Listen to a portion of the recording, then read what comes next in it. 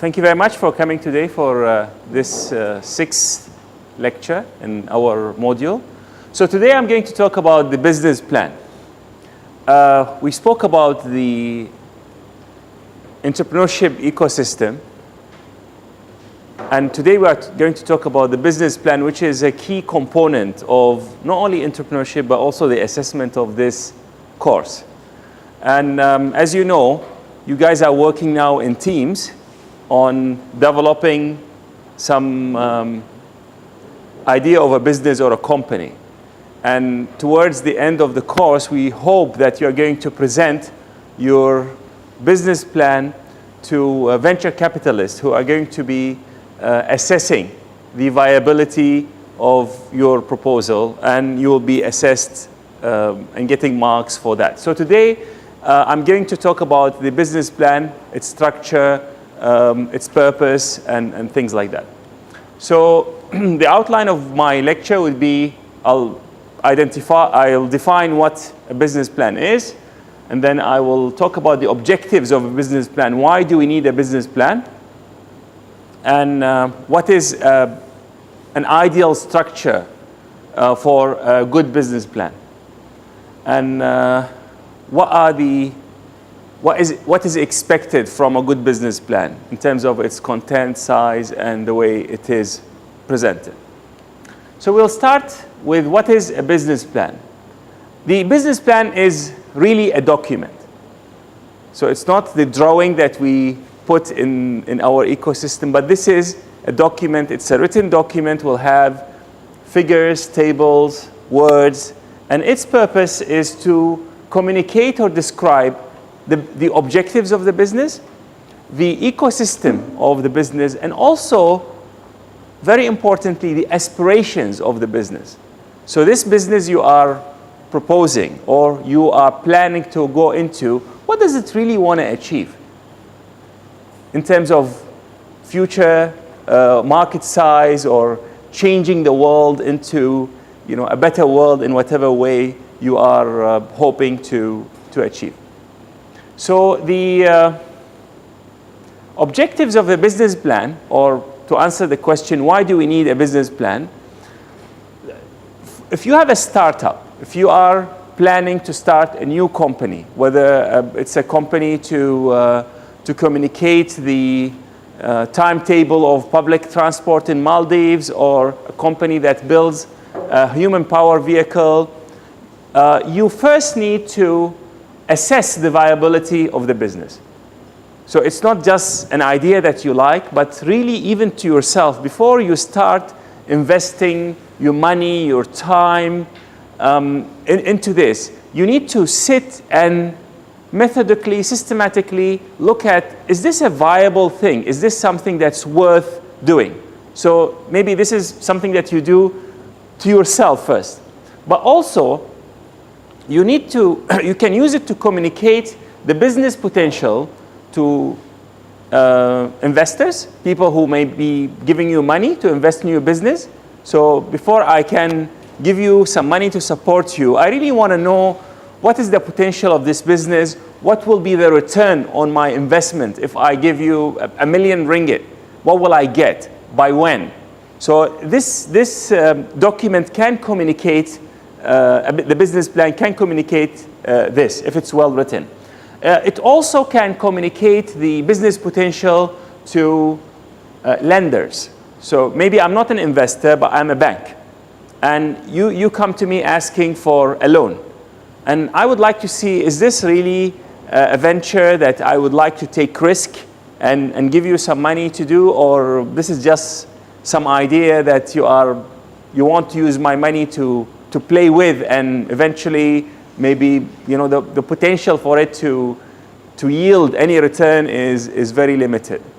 Other stakeholders may be also communicated to through the business plan. So maybe you want to seek approval from the government. Let's say you want to start an airline, or you want to start a new telephone company. These things requires a license. So if you, now Malaysia, for example, has how many airline companies? So you have MAS, AirAsia, Firefly, right? So you have 3. So let's say you want to have a 4th. And you go to the government and tell them, look, I really want to start a new company. I don't think they will just say, oh yes, have the license to run the company. You really need to show them that there is why does the country needs a 4th company? And how is this going to contribute to making the country, I don't know, a tourism hub or educational hub, or so not necessarily to seek only money, but also to seek support in variety of ways. But the whole idea is you are communicating through this document, which we call the business plan, the facts or the aspirations, the facts and aspirations of your business, saying that this is a great business, this is going to be useful, this is very likely to succeed and make new realities in this world. But a business plan actually happens to existing business as well. So for example, I develop a business plan for the school on an annual basis. And I'll talk about this later. So for an existing plan, for an existing business or existing company, if I'm launching a new product, so I could be having an automotive company. So let's say I'm Proton. But suddenly Proton wants to go into the 4-wheel drive. Proton doesn't have a 4-wheel drive, right? So let's say Proton wants to have a 4-wheel drive. So they need, within their structure, to develop a business plan. Why do they need to sell a 4-wheel drive? Will a 4-wheel drive be a very good addition to their fleet of products or not? And also if you are expanding. So let's say Taylor's University would like to open another university in Singapore or Australia or Vietnam or Europe. So they need to develop a business plan for this. So the mother company will know, is it feasible to invest in this? Do they have the manpower to send maybe management team, lecturers, and people to run that university and things like that? So the business plan is not only something that you need if you don't have money or if you are starting a new company. You will need it in a consistent kind of manner. You will also need it for the budget to be approved. So I'll talk about this specifically in the context of what I do personally. So the School of Engineering, we have programs that we are offering. So we offer foundation in engineering, chemical, electrical, and mechanical engineering. We also have postgraduate programs. And we have expenditure. So we have our labs, the salaries, my salary, our people's salary, and our income would come from the fees that you guys pay. So for example, if I want to expand the labs, or I want to have more equipment, or if I want to run new programs, my business plan, I need to say, why do we need a new program? Also I need to put my projections in how many students we'll be getting. How many of these students will be on scholarship? How many of them will be paying us the fees? Now, even the fees itself, how much fees we will be charging you, this all has to actually go and have a study on the market. So if there is a very good university, a university maybe better than us, and is charging half of the fees, and they have plenty of places for everyone, I think we will lose all of you maybe, I don't know. So we need to really build a business plan, and based on this, the university will give me an operational budget. So they will say, okay, you can have this amount of money to pay the salaries, to buy the equipment, to rent the space if we need more space, to do the maintenance and everything in that sense. And in the process, we need to market our programs, communicate to the potential students so that the students will come, and hopefully the revenue is higher than the cost that we are incurring. And so if the revenue is higher, we will have a profit. If it's not, we will be running a loss. So this is how the business plan need to be done. So I also do business plans, just to let you know. So the structure of business plan would be like this. It starts with an executive summary. It's like an abstract, or if someone doesn't want to read the business plan, want to very quickly know what is this thing all about, will read this summary, which could be like a one-page kind of thing. Then you need to talk about your company or your business. I'll go later, point by point, to speak about these parts of the business plan. Then the other part would be the value proposition. So specifically for that business plan, what is the value that you are promising? What are you proposing? The value proposition, as you recall, when we talked about the entrepreneurship ecosystem, we said it should be something that's unique to you. So if you just say, I have a university where we teach, then every university teaches. This is not very good value proposition. But we say we are a university where everything will be done through a MOOC, for example. Maybe those who are interested in technology will say, oh, that's different. I would like it. Or maybe that's too different. I don't want it. Then the market analysis. You will talk about the market. We'll talk about this in details later. And the competitive advantage. Do you have anything that the others don't have?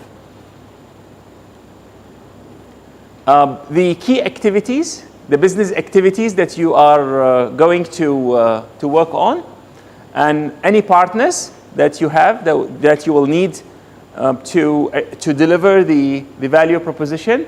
And then marketing strategy. How do you plan to penetrate the market? What kind of market share you are planning to have or hoping to have? And the financial projections.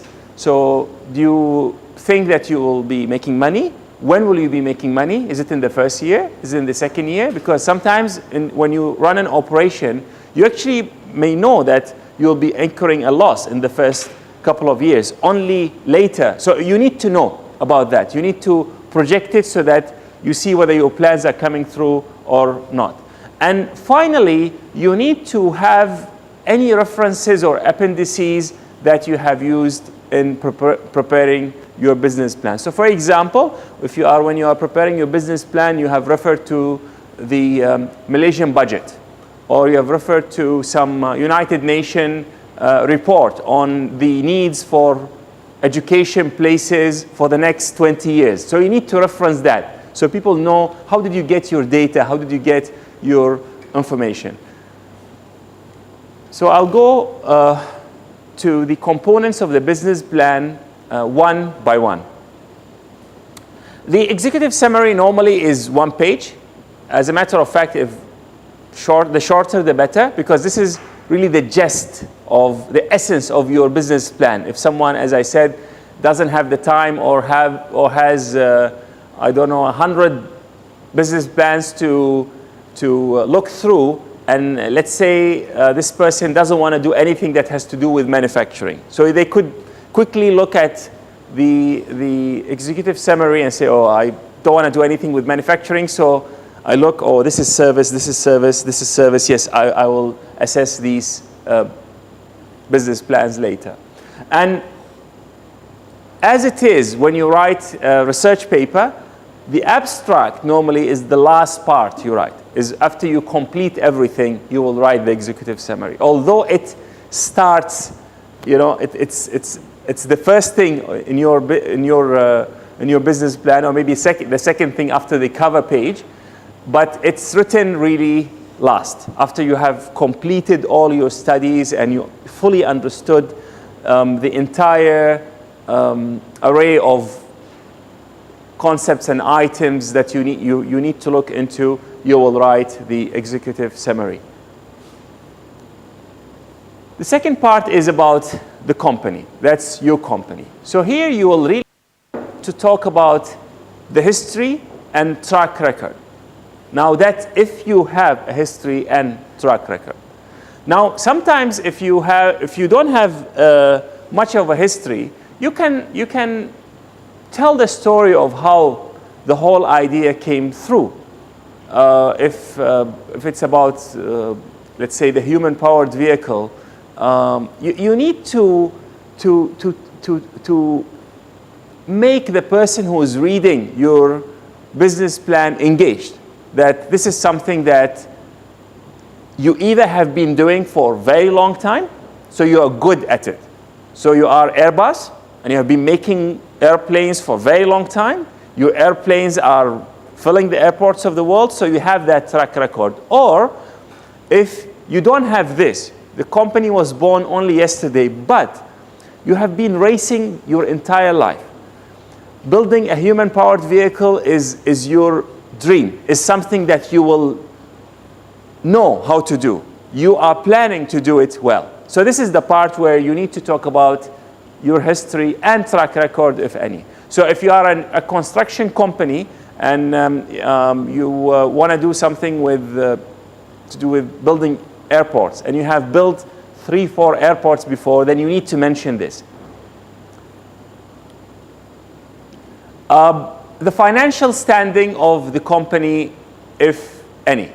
So if, for example, if I, again, bring the example that I spoke about, so let's say Taylor's wants to build another university in another country, then a person who's assessing the business plan needs to know, do we have extra cash to spare? Or are we like really not doing very well now? So if your finances are healthy, then you can maybe take risk. But if you don't have any, if you are in debt, then you need to behave differently. So this is more towards the companies that are in existence. So maybe if you are doing it for your new startup, you may just opt to ignore or not mention anything about your financial standing. But the history and the track record is extremely important. Now, the vision and mission of your company is extremely important. As a matter of fact, I will, in due course, request that each one of your teams to come up with a vision and mission. As a matter of fact, again, I believe that I'm going to give you a whole lecture on how to develop a meaningful, compelling vision for whatever venture you are planning to do, and also how to come up with a mission that is crisp and clear so that people could understand why you exist in the first place. So when you're talking about your company, you will need to mention your mission and vision. You need to talk about the founders of the company and the management team. So who is managing this? Who is the founder? Who is the managing director? These people, what kind of experience they have? For example, the company could be 1 month old, but the managing director could be a person with 20 years of experience in that kind of business. So for example, you may be having a new university, but on your management team, you have the vice chancellor of a person who used to be a vice chancellor of another university, and he worked for a very long time, but now he is with you. You may have in your board members people who are leaders in their in that industry, so they actually know the industry inside out. So this helps builds confidence in you. Again, remember, if you are writing this business plan, you're most likely writing it for a startup. Your audience would be who? Lenders, investors, the government. So if you want the government to give you an approval for a new airline, you better have people in your management team who have run airlines before, who have worked in the industry, who understand, you know, the engineering ends of it, the finance end of it, the marketing end of it. Otherwise, people, you cannot just say, we have 3 kids, we are planning to start an airline, we actually don't have money, we don't have experience, give us a license. I don't think the government would really read beyond your executive summary anyway. So you will need also to put your organization chart. So the organization chart will decide who is in charge, what kind of responsibilities you guys have, who is the person who is responsible for the finance part, the marketing part, and who calls the shot, who is the person who is ultimately responsible for the success or the failure of this venture. So these are the things that you need to put about the company. Finally, you need to put a SWOT. You know what a SWOT is?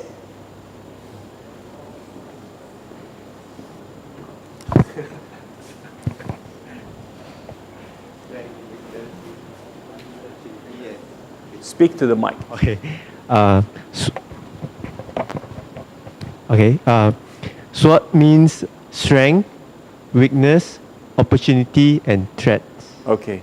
So do you think it's a good idea to put it there while you're convincing people to try to convince them to give you money, and you say, I have these weaknesses? Okay, he says, what do you think? Personally, I think it's better not to put it because we are being too frank to them. So it's going to like really affect the outcome of the business plan and stuff. Okay, so he's saying that we are being too honest. Yeah. Yes. And this may affect the outcome of the result. Who agrees or disagrees with him? I think Mintat? Oh, no? Who agrees? Who doesn't agree? Okay, so can you say something? Those who don't agree? Okay, I think, yeah, okay, thanks. Yes, just speak to the mic. Yeah. Yes, because that if like you just show every positive thing about your company, so perhaps it might like a bit too not honest, something like that. So if we put a lot of strength, but we also increase a little bit of weakness, maybe people will see us as a trusted company. Right. So if you actually speak about your weaknesses, people will trust you more. What else? Yes, Mingtat wants to say something. I think that if a company actually identified their weakness and their threats, then they can actually find ways to tackle these issues. And I think that a venture capitalist would actually like to know that the company knows everything about his or her company. So what he's saying is, if I am a venture capitalist and you are presenting to me and asking me to give you your money, first, I'm not an idiot. So if you come and say there's no threat, there's no weakness, I also think like, look, I wasn't born yesterday. I have some experience. So what Mintat is saying is this. As a matter of fact, if you come and say, look, this is a great business idea. However, we have this threat, which is an external thing in the market, and there is a weakness within us. But we are working on that. We are aware of our weaknesses and the threats that the environment is putting on us, and we are actively working on fixing that. Will that make you, as a venture capitalist, feel better about me, rather than I come and say, look, I'm a Superman. I have no weakness. Would you believe that any business or any person has no weakness? Very difficult to believe, isn't it? I mean, apart from me, everyone else has weakness. Let's have to. Okay, so the SWOT is actually a very important part, and I totally agree with Mintat. It indicates that you understand the ecosystem fully, and you understand yourself. You understand your strengths, you understand your weaknesses, and if you have plans to address those weaknesses and threats, then that would be really something that is very, very good, and I believe will make the person who's assessing your business plan feeling more confident about your capabilities and also about your values. Now, the value proposition is something that we spoke about at length, and I'll touch again about it here. You see, I just attended to one of the comments from Michelle King. She's one of our online students. And she said she's running this charity business for children with special needs and together with their families. And she said, our value proposition is very simple. We support the families where their children with special needs. What else can I add to that? So I've responded to her, but maybe this is a good idea to speak about it again here. So how are you going to respond or help the families with children that have special needs? Will you be using technology? Will you be using traditional means? Are you charging any money? Or are you doing it for free? All these are, in actual fact, differentiating factors that will, if I have a special child, will make me make the decision whether I'm going to go to your service or maybe do it somewhere else. Maybe I stop my work and take care of my kids, or maybe I ask a family member to help me, or maybe go to another institution or kindergarten. So you really need to focus on the value proposition. The reason why I'm bringing this here is a number of students, especially those online, were saying, look, my business is very simple. Do you still need a value proposition? I'm just having a tattoo shop. Do I really need a value proposition? Definitely. Because you think about it, who's your customer?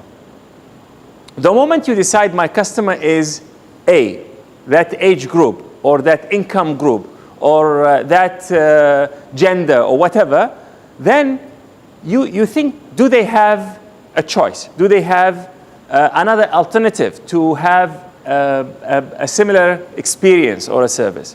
Now, you can even go one step ahead and ask, do they want this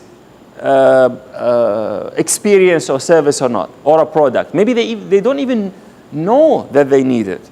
So you need to really make sure that you can identify them and also convince them that you are the cheapest, the best, the nearest, the most advanced, whatever that makes you or your business be unique. And that's the definition of, or partly the definition of the value proposition. So so here you need to be very specific on what is the product or service that you are producing. We often fall into the trap because we know this XYZ company is making HPV. So you should know what HPV is. That's what I've noticed even when you guys write. You keep on saying, oh, HPV thing. Human-powered vehicle is something that is very close to your heart because this is your project. Now, you are building a human-powered vehicle that is it a plane? Is it a boat? Or is it, because you see, human-powered vehicle could be any one of those, but you are literally building a land kind of a human-powered vehicle. It's like a car that's powered by human. So you need to be very specific because the person who's reading your business plan may, or most likely, don't know about your product, doesn't have this emotional link that you have been developing over 2 semesters with this product. So you be specific and put it in as clear way as you can. Now, how will this benefit your customers? You need to indicate this. It may sound like, yeah, clearly that, human powered vehicle is better. But why? You need to spell these things out as clearly as you can in as simple language as you can. So clearly specify how the value proposition is established. So is it because of newness, cost, it's nearby? You need to really establish this, and you may want to refer to our lecture notes on the value proposition part. The following part would be the market analysis. So in the market analysis, you'll be describing the prevailing market conditions. Is the economy expanding? Is it booming? Do we have a bubble that just burst? Do we have a market in which we have, if you are in construction, you have many people looking for homes but very few homes, or there are so many homes but nobody buys them? You need to really understand the prevailing market conditions. So you need to describe this and you need to talk about it. Then you need to identify your customer. So when we talked about this, I believe during the lecture, almost everyone, when you say, who's your customer? Everybody. Who's your customer? Everyone.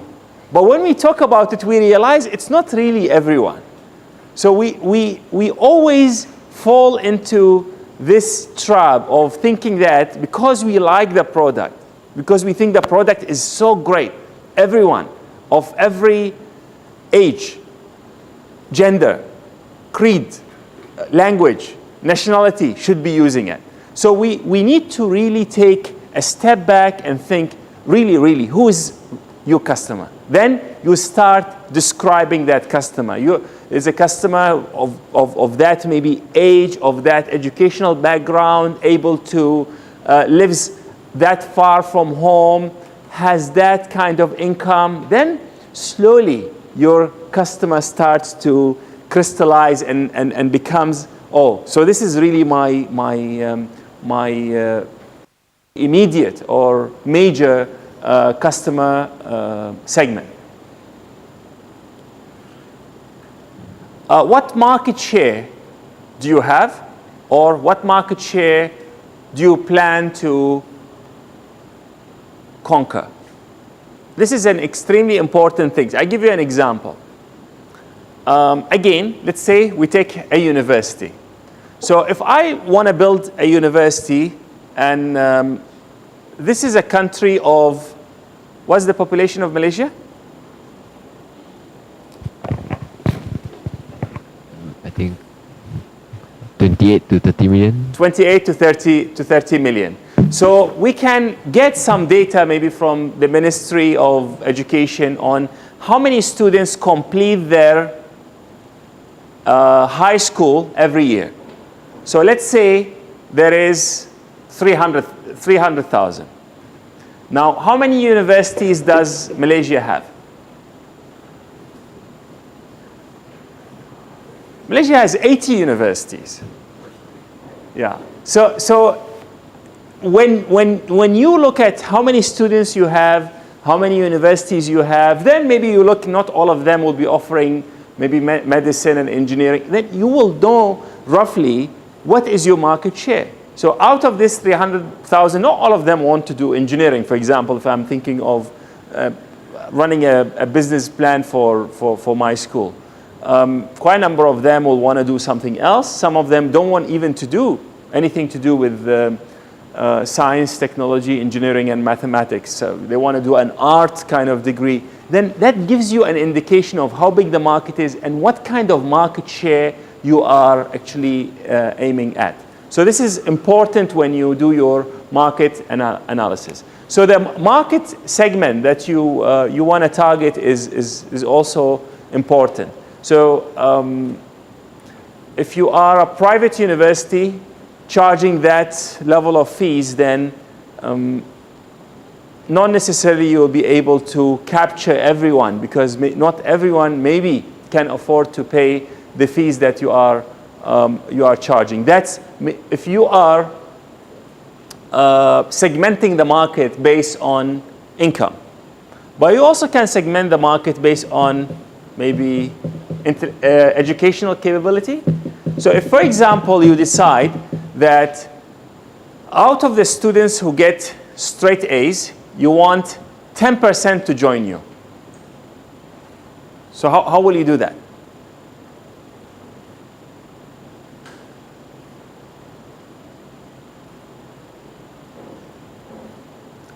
Yeah? By providing scholarship. By providing a scholarship. Exactly. So if you decide that my university will always have the 10% of the top achievers in the country. So this will maybe spill over into the marketing strategy later, but this is something that you need to think of when you are talking about the market share. And as I told you, you can cut it in different ways. So you can cut it based on income. You can cut it based on, I don't know, even based on ethnic background. You can cut it based on educational capability.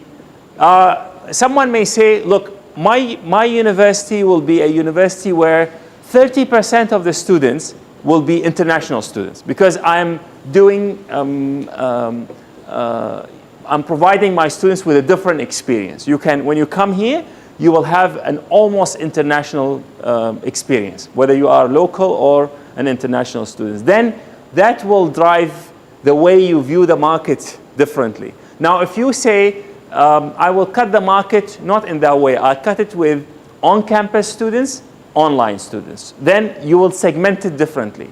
So you need to know that there are so many ways to skin the cat. There are so many ways to segment your market, and you need to know that the market is not everyone will want to come here. Everyone will want to build an HPV. Everyone would like to study at Taylor's and study engineering and listen to me. Not necessarily, but you can cut it in different way, and that's this section about the market analysis. People, when they read it, they feel like, oh, these guys really have done a very good study. You need to know when you build your human-powered vehicle, will people be willing to buy it? And why? And who will be buying it? And how much they are willing to pay for it? And that will drive variety of things, including your financial projections and marketing strategy. A very important thing is competitor analysis. So this is a key thing. Often people focus on how great this product is, how great my company is, how confident I am of my service, forgetting that first, even if there is no competitor right now, if you come up with something new and it is easily copied, the competitor will appear in a very short period of time. So you need to think not only of existing competitor, but also of the competitor that you are creating, simply by the virtue of showing them the way. So if there is no one making human power vehicle in the country now, and suddenly everyone wants a human power vehicle, you may be surprised that there will be other people who are even more capable than you to provide the market need. And even though you are the one who came up with the idea first, someone else may, become the market leader.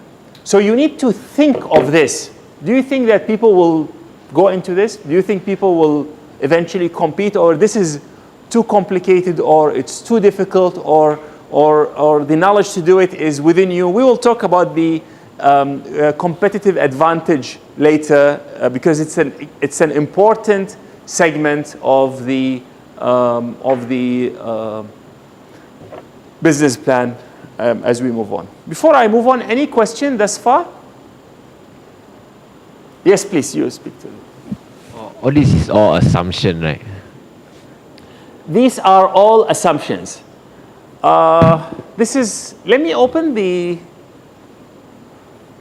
question to provide it to the floor. So the question is, are all these all assumptions? Anyone would like to try to answer? Any answer is a great answer.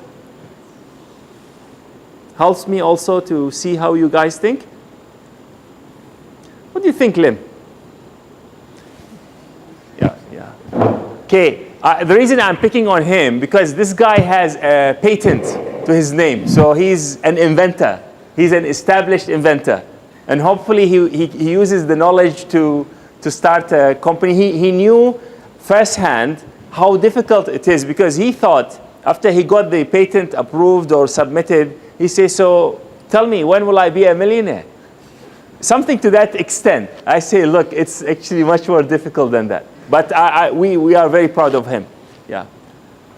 Maybe not all assumptions, like the market segment Closer? needs to be identified first. Right. So the market segment you need to identify. Yeah. What else you can identify specifically, that these are things that you at least you want to achieve? What else? Customers. So the customers you need to identify? Yeah. Yes. Yeah. So specifically, which one you're asking for? It's more the market segment. How do you know like they will buy? How do you know the percentage that they will actually buy? Like, let's say you target 10%. Yes. How do you know they will actually buy that? Right. Those 10% will actually buy the product. Okay. So the question is this. It's really how you define the value proposition. Okay. So let me ask you a question. Do you think if I provide a service for the students that you can come anytime, you'll find parking, do you think the students will buy this? Now it's only a matter of how much does it cost me, because I know that the parking here is an issue. If I resolve this, I'm definite that people will buy it. So there are some very compelling value proposition that I'm confident that people will buy it. But if I am establishing a restaurant here, like there's so many places to eat, I need to be very careful before I say, oh, 50% of the people are going to eat in my restaurant. This is an unfounded kind of assumption. Now, definitely there is extrapolation here. There is some sort of assumption. But you also can do surveys, can do observation.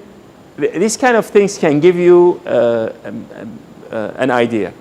The other thing is, you may not necessarily come up with a totally new thing. So for example, you see that there is a place that sells ice cream, and they are doing extremely well.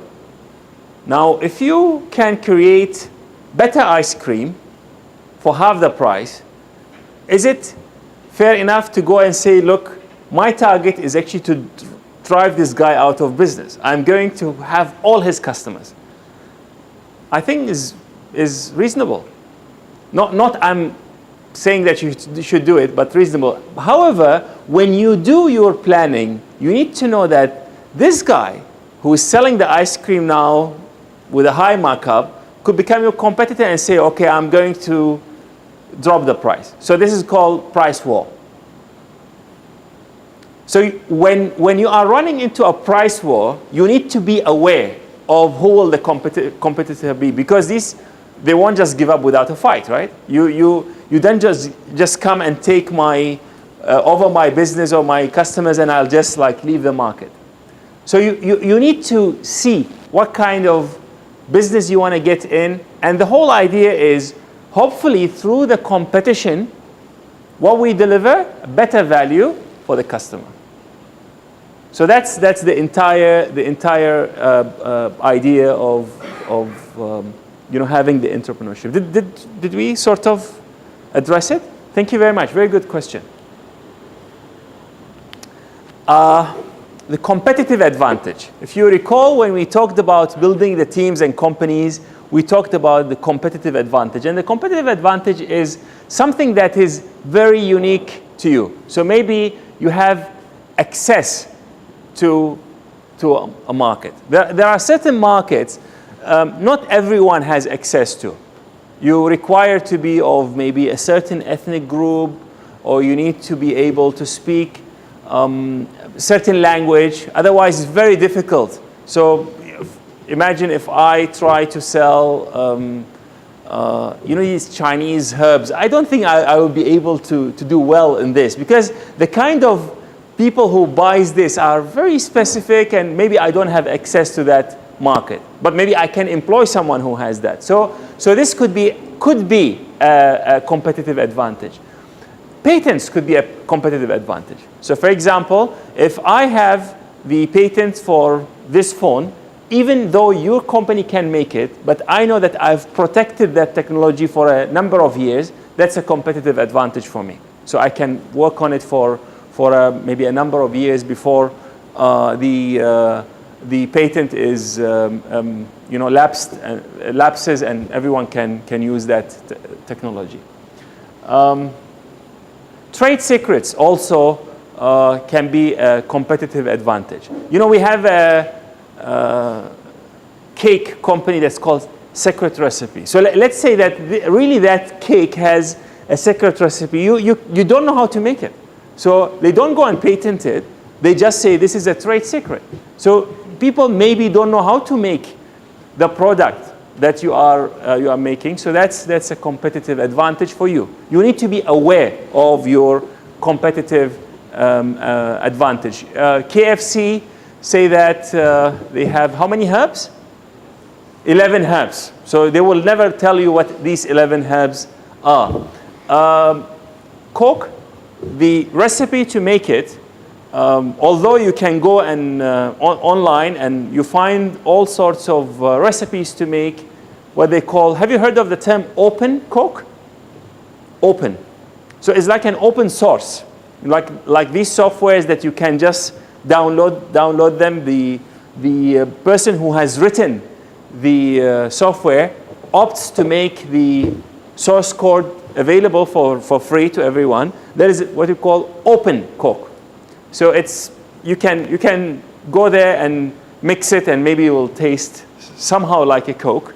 But Coke would say our recipe is a secret. Only 3 or 4 people in the company know it, and these people, when they travel, they don't travel on the same airplane because we protect it. So this is a competitive advantage that they would like to keep. You may own a certain technology to do a certain thing, or you can build. You are the only one who can build a machine that can do that specific function, and you don't want to sell the machine. Now, eventually, all these things will, a secret recipe will get known, a patent would lapse, a new technology would come, even your technology will become obsolete. But during the time where you are planning your business, these could be competitive advantages. And the more competitive advantages the business has, actually, the better, because that will delay the competitors from, entering into your market and maybe even making you lose market share. The business activities is, I believe, is clear. So it could be the manufacturing, could be the training, could be the delivery, the consultancy that you are going to do. So, for example, if your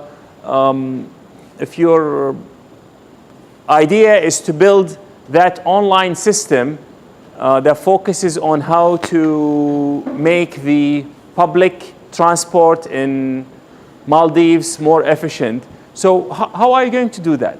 So you need to mention, are you going to manufacture something, or are you going to build a website? How are you going to build a website? What kind of design? So you need to mention the key activities in your business plan. You may be delivering a consultancy, so you need to mention who is your consultant, how are you going to deliver this value to your customers. The business partners are, again, a very important part of the business plan. So for example, I want to build a university. And let's say I want to build a university in a certain location. So I don't own the land, but I plan to rent the land from the landlord. So in the business plan, it's extremely important to show that I have spoken to the landlord, and landlord have maybe given me a letter saying that he or she would be very happy to lend the land for me. For how long? So it's not like I'm thinking that I want to build a university and I've done all the studies and this is a perfect location and I don't speak to the person who owns the land, who may not be interested in selling or renting to me. So although you haven't started maybe manufacturing your human-powered vehicle, you need to understand that there are people beyond the team that started the project, and these are key people in making your venture successful when you are about to make 1,000, 100,000, or 1 million of that specific product. So under this, as I said, would be people like the landlords, the suppliers, and maybe the government sometimes who are supposed to give you licenses to operate and things like that. Now the marketing strategy, we talked about the market. So how big is the market? How do you plan how big is the share that you would like to own of that market? What kind of segments? So now, how will you do your marketing? So how would you penetrate the market? So do you plan, for example, to do TV ads? Do you plan to give scholarships? Do you plan, if you have a restaurant, do you plan to give free food for the first week? Do you plan to give free drinks every Thursday? The choice is yours, but you need to have a marketing strategy and promotion strategy that is very coherent with what kind of market segments that you are targeting. So for example, if you are selling luxury cars, I think if you say, when you buy this car, I give you a free pen, I don't think this is a very good idea, because so it has to be, it has to be coherent. But sometimes if you are selling a simple thing, so I give you an example, if you are selling cereal, if you say there's a free toy inside, my son wants this, he say this tastes better. Even though he doesn't eat it. So you get what I mean? Yeah, so if your target, the segment market, is children who are maybe 8 years old, and you are making cereal that tastes more or less the same, but you want to differentiate this, and you just say, I will take the coolest cartoon character, and I will say it's free, it's inside, you cannot buy it, you have to buy the whole thing to get it. Yeah. So then you can even extend this and say, collect all the 6. And then make sure that 2 of them are not available. Yeah. These are all marketing strategies. Who have collected the car toy that Shell used to give? We've collected that. Okay, so have you got the entire collection? Okay. Did you use Shell before? Yeah. So you still use Shell? Yeah. What about you? But you are a Petronas driver. I use both of them.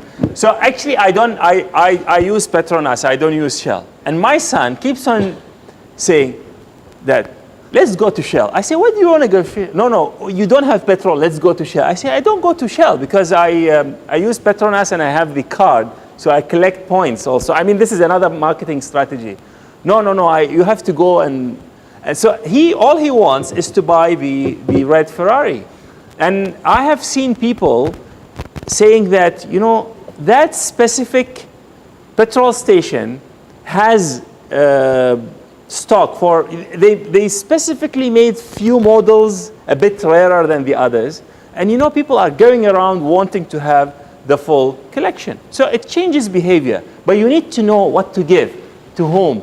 And so if the people who drive would be 17 and above, yeah. Although they could actually drive, I mean, by speaking to the children, they could get them to push the parents to go to Shell and maybe start using the product. So that's the marketing strategy after you decide your market analysis and how would maybe the other petrol companies respond to that. And how do you make it so they are very smart, so they don't say, oh, this is available throughout the year. They say it's available for a limited time only. And you don't know when will the next one be happening. Even McDonald's, Prosperity Burger.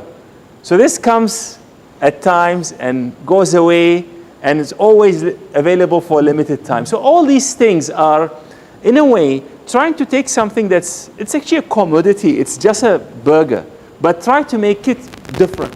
Make you feel like, oh, if I don't buy it now, I don't know until when the offer will be available. So these are things that are made to drive behavior. I'm actually working right now on my marketing lecture, because I'm going to give you a whole complete lecture on how to market different things, whether they are breakthrough new technology, no one has used it, or is as commoditized as the cereal, for example. So we'll talk more about this.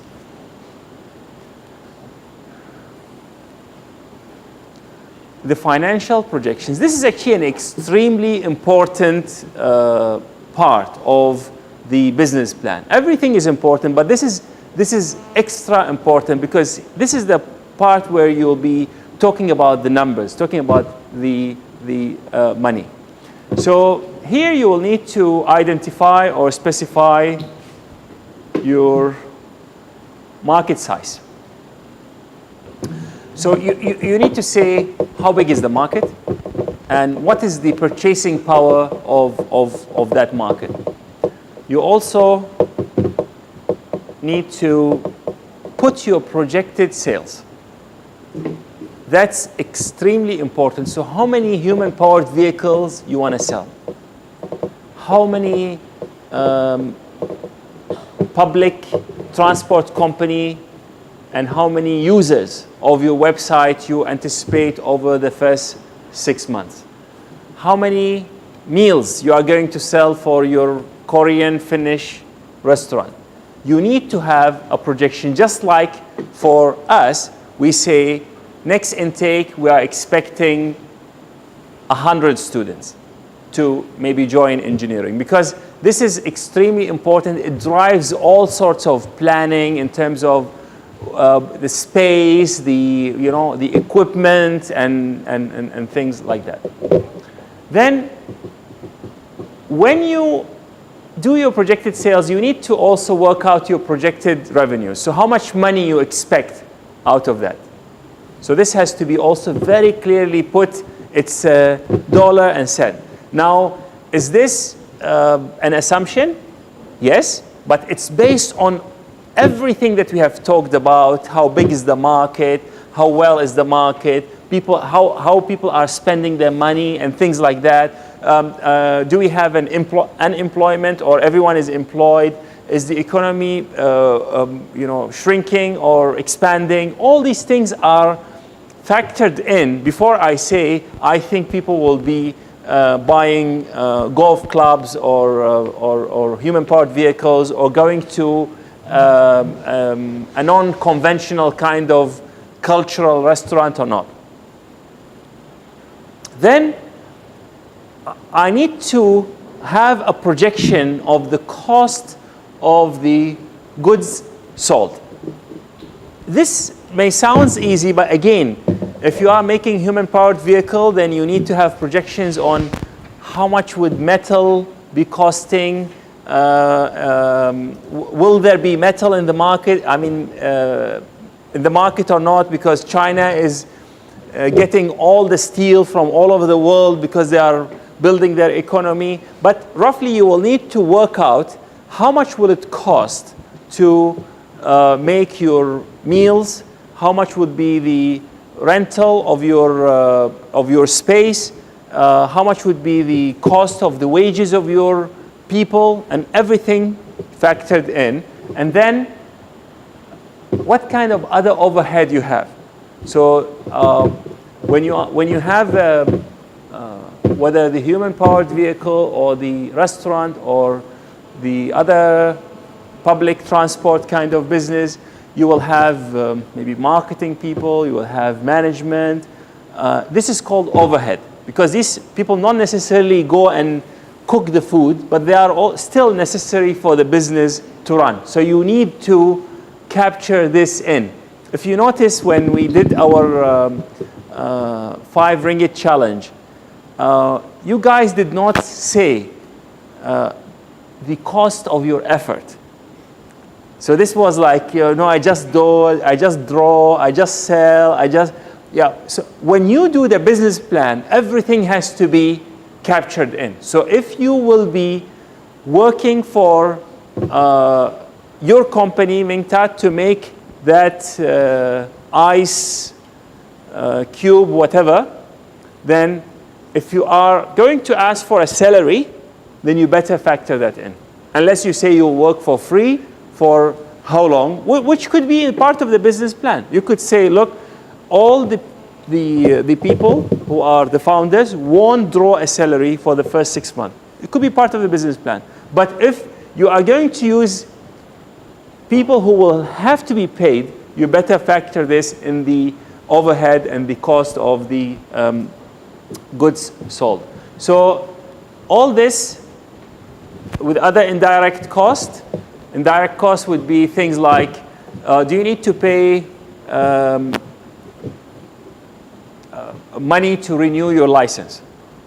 Do you need to pay the management fees for the building? All these kind of things. And then you give your projected profit. So how much money you think you will be making. So this is an extremely important part. And we will be having a whole lecture about profit and loss document and how to specifically build this. So there will be definitely a lecture about marketing, and there will be a lecture about how to build the financial documents. Any question about this? Or anything that we've said thus far?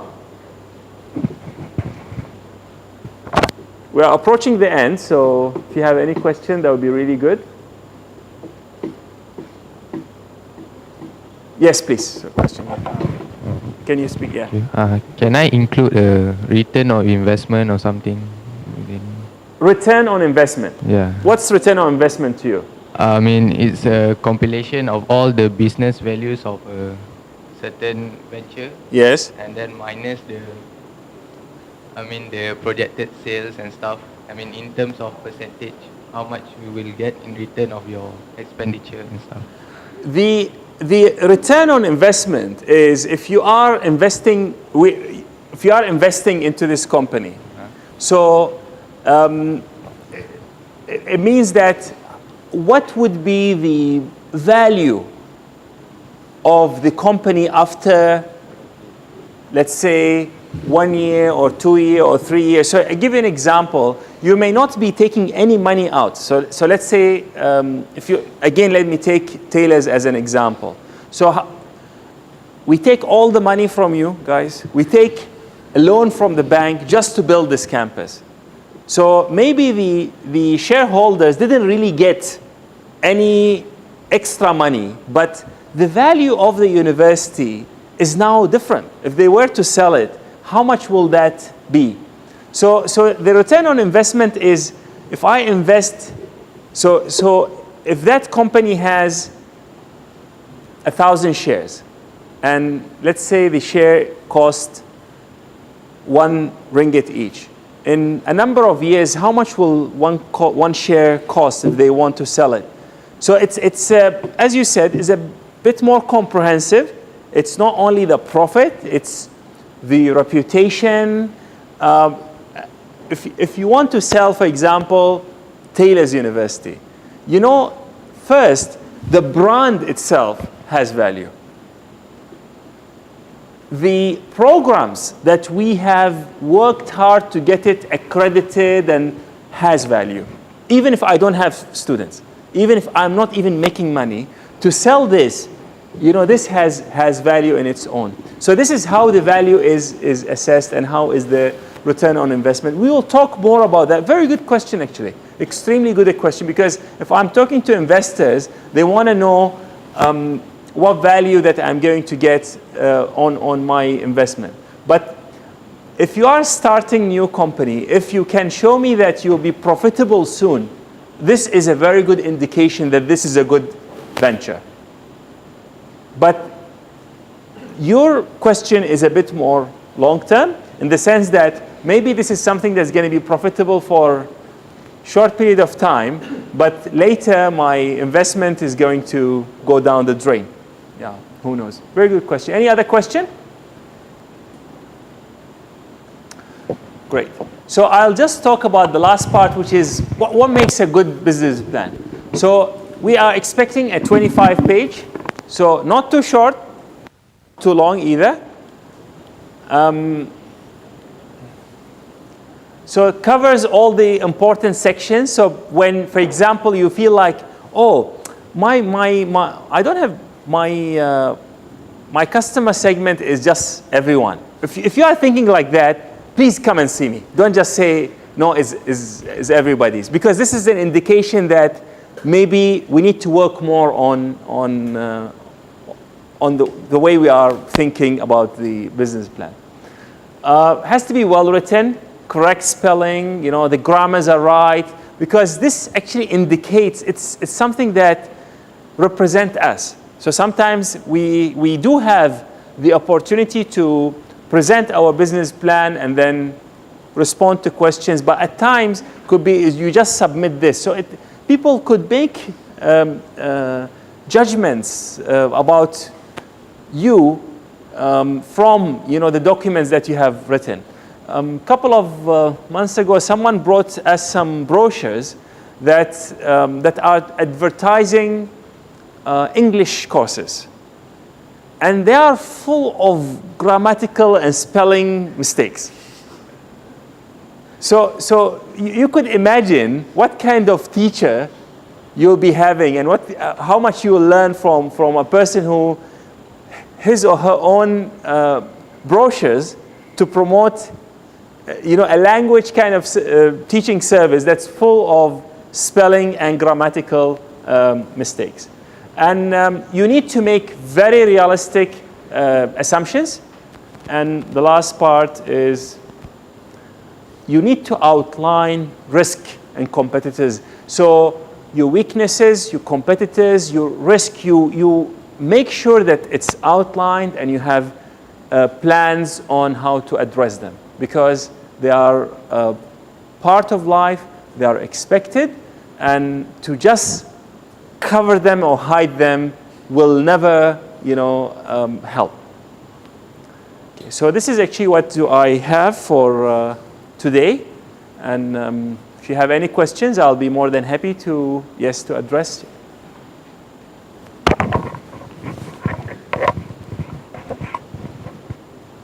So regarding for the customers, the marketing target, again, sometimes the target market should be for everyone. For example, for the water company, everyone could use it. There is no specific. The water company? Yeah, like that. Okay. What do you mean by the water company? For the customer, everyone could use the water. The time and the place doesn't matter, even the gender. So could be sometime everyone is the customer.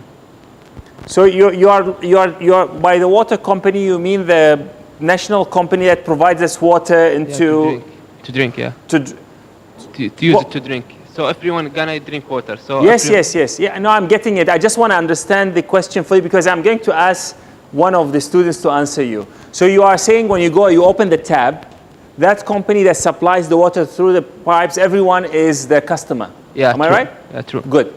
Who wants to answer this? Who wants to help me with this? We have a little bit of time. Yes, Gabriel will try. Yep. You can't just say it's everyone because the water company would probably provide to a certain area of people. So if let's say Malaysia, so only Malaysians, and it's only restricted to people who have houses also. So it's not, you can't just say it's everyone. It's still a bit specific, but it's quite general as well. So it just means like the whole country, those who have houses, access to water, etc. Okay. Anyone else would like to? Thank you very much. Yes. So he's saying maybe if you are, if you don't have a house and you are here in Malaysia on transit on KLIA, so you are not, you come, maybe you have your bottle of water. The water came with you from Taiwan, so you are not a customer. So not everyone. Well, one way of looking at it. Anyone else can help me further?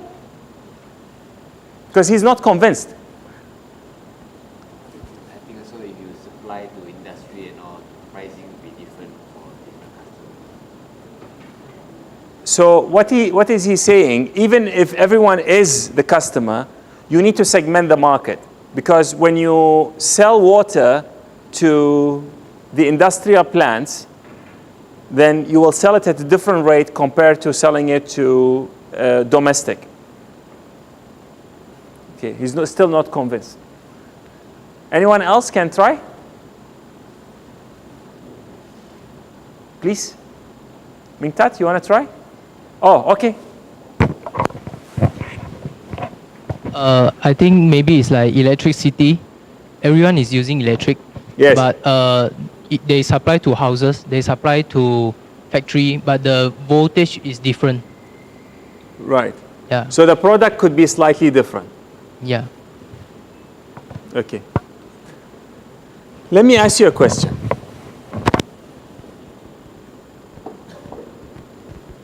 In my house, who do you think pays the bill? So do you think really my son is the customer when he doesn't even know that I'm paying the bill? So when there is, for example, different phone companies. So my son has a phone, very simple phone, but he has a line and a number, and he actually doesn't know, who is paying the bill. He thinks that this is free. But who selects this? Although my wife uses the phone, my son uses the phone, but I am the one who selected the package because I am the one who pays. Now, these indirect customers could influence me also. They could say, no, we want Digi, or we want Maxis, or we want Celcom for whatever reason. But ultimately, it's about me, how much money I am making, whether I can afford it or not. So user and customer sometimes slightly different. Yeah. So does that make sense?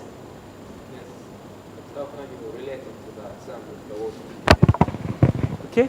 Okay, I say yes, but how can you relate that one to the example of the water? Okay, so do you drink? No, you keep it with you. Okay. So do you drink water in Taylor's from the water cooler? Yes. Do you pay for it?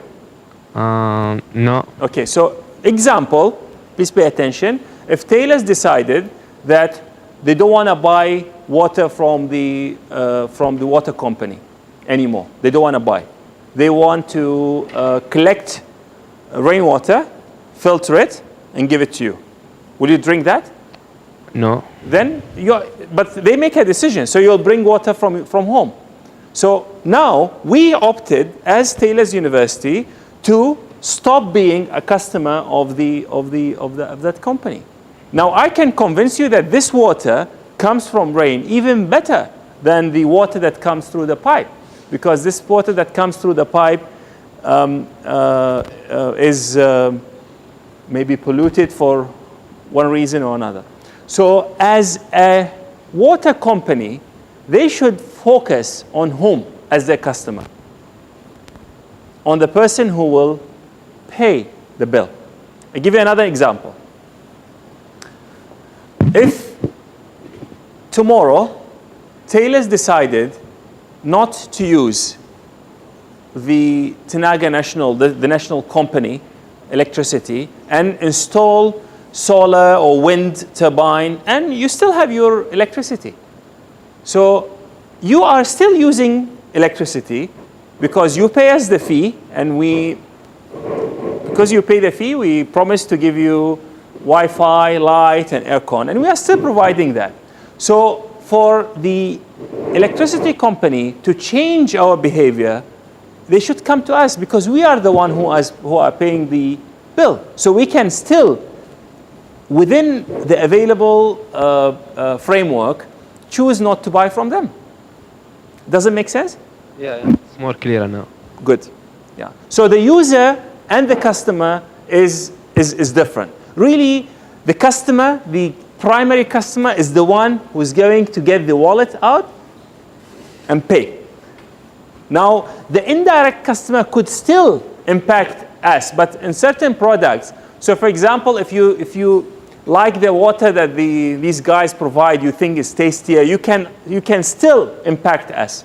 But you are not their primary customer. They won't come to you to promote the water to you, because we may even give you the water, you don't know where to do it. Do you know that this water that you're drinking is actually from the lake? Oh, really? You didn't know that? No. Oh, I didn't say this, so please, just kidding. Yeah. So actually, you don't know.